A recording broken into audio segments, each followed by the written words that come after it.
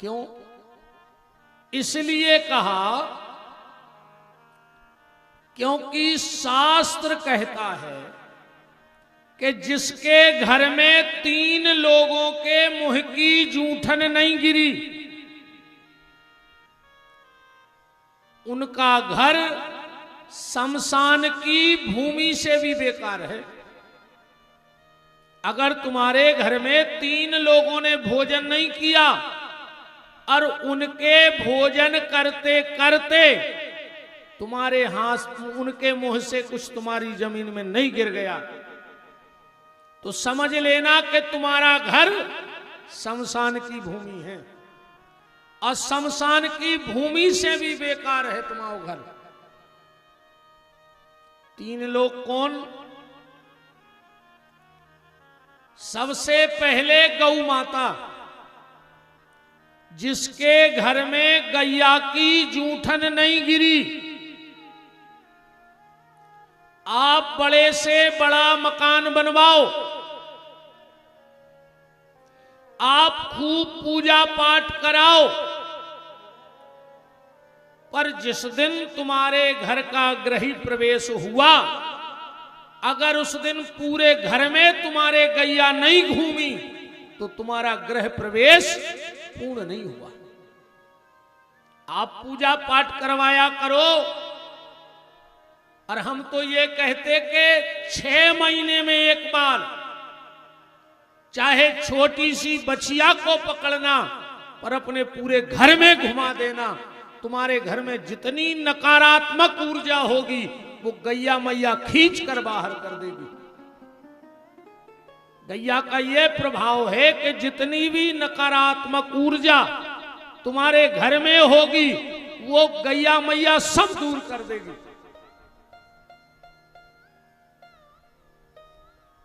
तुम्हारो गज्जा दिखा थे अकेले कराए देना में, कहा से तुम्हें तुम्हारे पुरखा तारने नहीं, सुसर की तिथे है सो रोटी जरूर देने गज्जा को। और बेसी गैया कोनो दिना घरे आ गई तो तुम लठ ले ठाड़े। एक आदमी हमसे कह रहा था कि गुरुजी आजकल गन्ने फसल खा रहे हैं। मन में आया कि उसके मुंह में ऐसा थप्पड़ मारे कि 32 दांत बाहर हो जाएं। बेईमान, गैया तुम्हारी फसल खा रही कि तुम गैया की चरनोई भूमि खा गए। पूरी पूरी चरनोई भूमि खा ली तुम लोगों ने।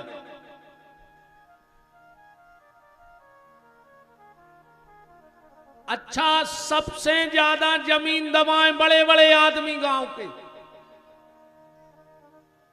सरकारें ऐसे नहीं बोल रही कि उनको तुम्हारी वोट चाहिए। अब भाई अगर सरकार तुम्हारी चरनोई भूमि न करवा रही तो अगली साल सरकार नहीं दे रही। सुबह भी कह रहे कि तुम भी मरो और हम भी मर हैं।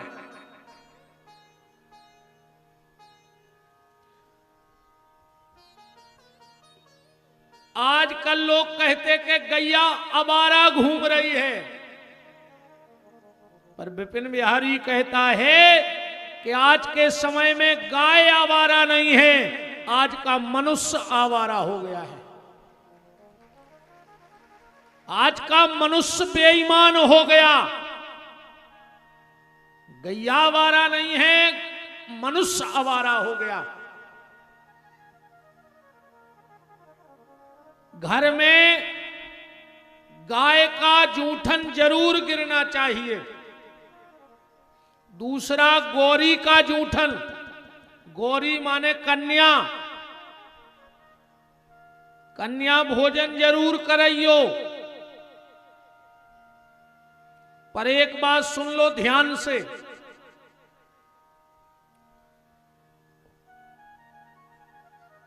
एक तो कन्या भोजन कराना नहीं, वो कराना तो एक गलती मत करना, वरना आ जाई कसम खा के जाइयो शिव महापुराण के पंडाल में कि आज से कन्या भोजन बंद। और कभी अगर तुम्हें ऐसा मौका मिल जाए, ध्यान से सुनना हमारी बात, तुम्हारे घर में कोई संत पधारे, तुम्हारे घर में कोई अच्छे वैदिक आचार्य ब्राह्मण पधारे, कभी तुम घर में कन्या भोजन कराओ, तो संतों के, ब्राह्मण के और कन्या के चरण धोकर कभी टाविल से चरण साफ नहीं करने चाहिए, पोंछ होना चाहिए उनके चरण। घर में कैसी भी विपत्ति क्यों ना हो, कैसा भी परिवार में पितर दोष लगा हो, अगर तुम्हारे घर में कोई संत ब्राह्मण कन्या चरण धोकर और पैदल चल दे और उनके चरणों से जो जल तुम्हारी जमीन में गिर जाए, बड़ी से बड़ी विपत्ति उस जल से कट जाती है और पितर तुम्हारे संतुष्ट हो जाएंगे। कभी भी चरण धोके कपड़ा से न पोंछो, तुम तो कहो गीले चरण हमारे घर में चल दो। और कन्या भोजन में एक गलती मत करना जो हम आपसे निवेदन करना चाहते हैं।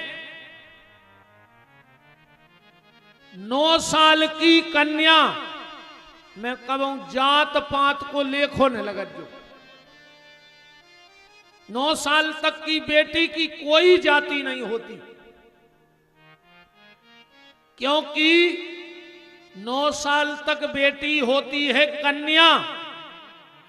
9 साल से जब तक शादी ना हो जाए तो कहलाती है कुंवारी, और शादी हो गई तो बन गई किसी ना किसी की नारी, और जिस दिन उस वंश को बढ़ाती है तो बन जाती है महतारी। ये पूरा नारी का जीवन है। 9 साल तक की कन्या, शादी के पहले कुंवारी, शादी हो जाए तो नारी, अब वंश बेल बढ़ा देवे तो महतारी। ये पूरा नारी का जीवन है।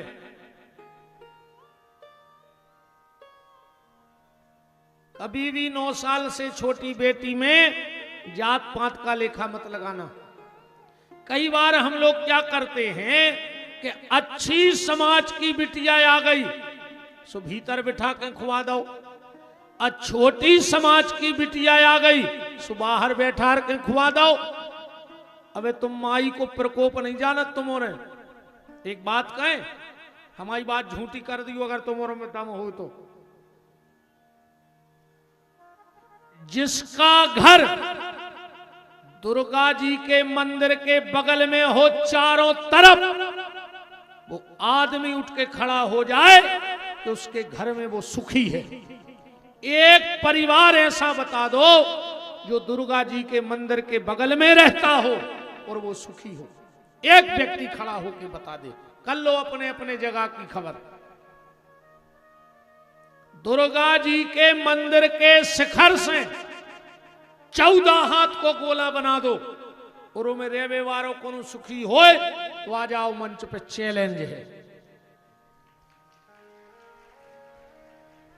माई ममतामयी है, करुणामयी है, कृपामयी है, पर अगर रणचंडी बन जाए तो भगवान शंकर को भी चरणों में लेटना पड़ा था। फिर आप सबने देखा होगा।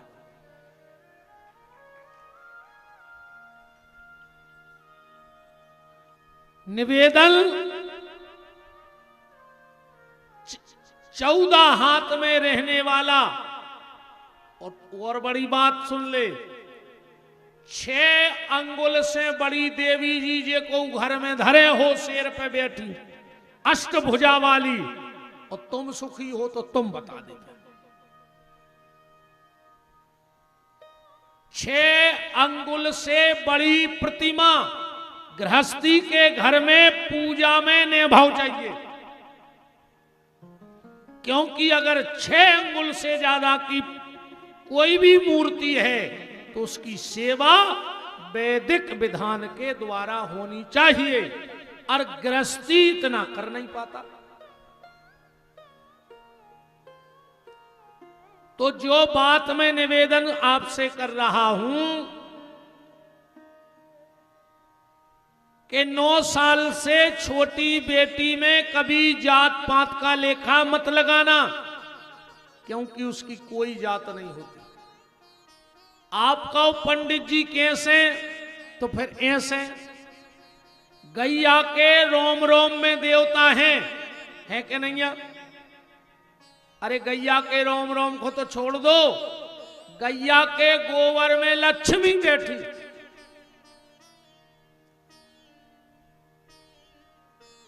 मैं ये चैलेंज देके कह सकता हूं, जिनके बच्चे ना हो रहे हों, ईमानदारी से 1 साल गौ सेवा कर ले। एक दिन ऐसो ले चूके कि जो अंदर तुम गैया को भुसाने खुआओ और को गोबर ने उठाओ। गोविंद को भी तुम्हारी गोद भरनी पड़ेगी, प्रकृति का नियम बदलना पड़ेगा। ये गौ सेवा का फल है। और जितने बहुत रामायण के प्रेमी अगर गहराई में रामायण को जानना चाहते हो, राम जी का वंश दिलीप तक लिखोगे तो डूबे बारो हतो। दिलीप के आगे वंश चलना ही नहीं था।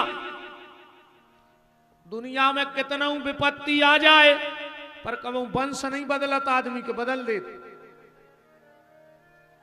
पर ऐसा क्या कारण बना कि सूर्य वंश से रघुवंश होगा? भाव रघुवंश के नहीं भाव। ऐसी क्या घटना घट गई कि सूर्य को भी अपने वंश का नाम बदलना पड़ा? सूर्य वंश से सीधो रघुवंश होगा। गैया मैया की कृपा कभी राजा दिलीप को सुनना कथाओं में किसी विद्वान से।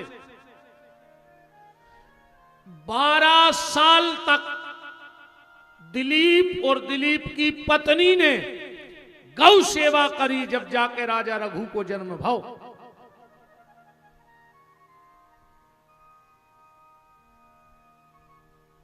तो गैया के गोबर में लक्ष्मी, गौमूत्र में भगवान धनवंतरी। अपन ने विश्वास कर वो छोड़ दो। आजकल जो बच्चों को निमोनिया हो रहा है, पहले ये इतने साधन कहां चलते बताओ? एल की सियानी सियानी मताई हर से कहो पूछो ये का करती। अगर बच्चा को तन्न खा पी चल गई तो छोटी सी बचिया का गौमूत्र उनमें तन्नक सी हींग मिला के और रात में जहां बाल बच्चे की छाती में लगाई, सवेरे बाल बच्चों घोड़वास हो दौड़ रहा। होता था ऐसा कि नहीं होता था? अब 10 दिन धरे हैं भैया, हरे वो मुंह में मुसीका सो फंसाए। कई काय के लगे आईसीयू में धल्ला डॉक्टर ने। पहले कहा, पर अपन को भरोसा ही नहीं है।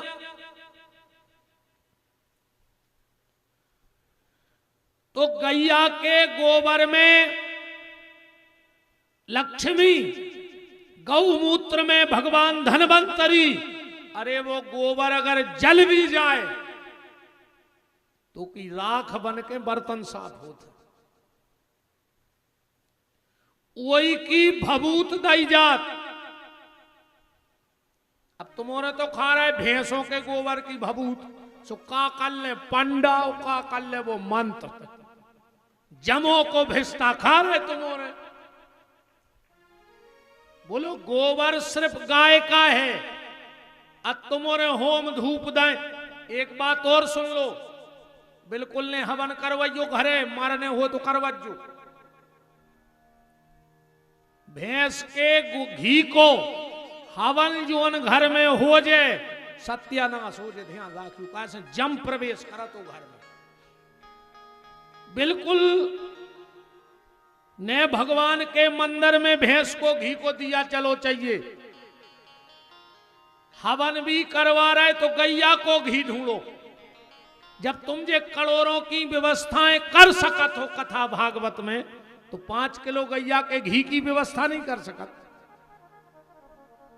अरे ऐसे अच्छो भोगी तुम्हारे घर भर के खा ले रे भैंसों को, कहा से तुम्हारी तो बुद्धि जमो घाई हो ही गई, और वो जो देवताओं को काय हो पेर रहा है। उस हवन का कोई फल नहीं, उस हवन का कोई फल नहीं है। ना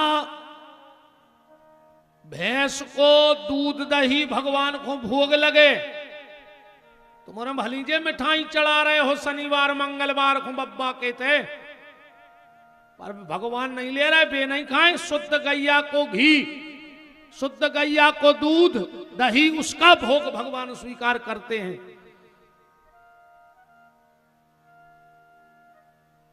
तो बात हम जा कह रहे कि 9 साल से छोटी बिटिया में जाति को भेद नहीं करना। कैसे? गैया, तुम्हारे बताओ, गैया अगर पंडित जी के बंद है तो का तबई देवता रहे हैं। अब गैया अगर कोनो नेची जात को बांध लेवे तो का देवता भाग जे? बताओ, गैया छोड़ के भाग जे उतने दिन को कि अब हम नहीं दे रहे, मैं जो हल्के जात के बंदी है। जैसे गाय किसी के खूंटे से बंध जाए वो पूजा के लायक है, ऐसे ही बेटी भी किसी समाज में जन्म ले ले, 9 साल तक की बिटिया पूजा के लायक है। तो बात 3 की चल रही थी कि जिसके घर में 3 लोगों के मुंह का जूठन नहीं गिरा। सबसे पहले गैया के मुंह का जूठन, दूसरा गौरी के मुंह का जूठन, और तीसरा संत ब्राह्मण के मुंह का जूठन। जिसके घर में नहीं गिरा उसका घर शमशान की भूमि से भी गया गुजरा है।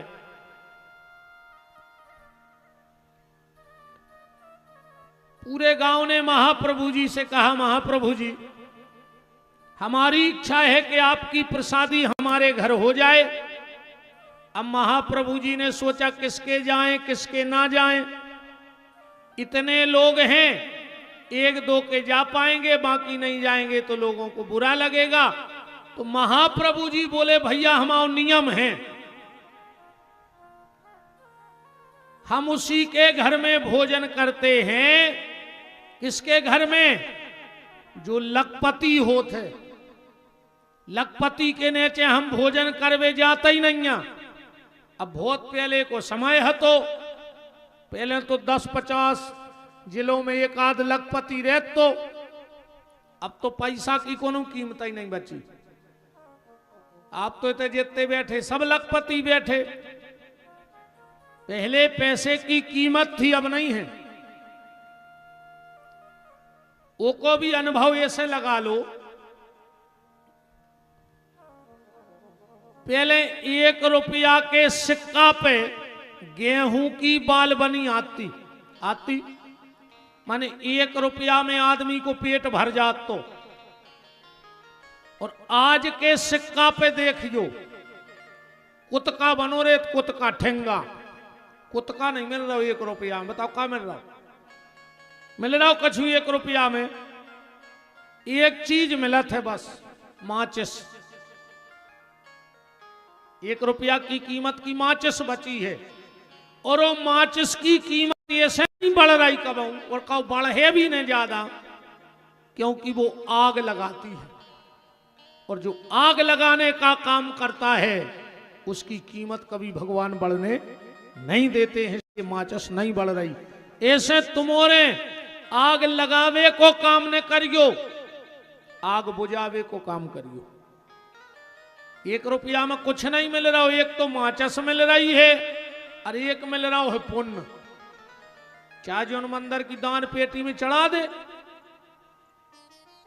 आधे हटा के फटे नोट चल गए कथा के चक्कर में।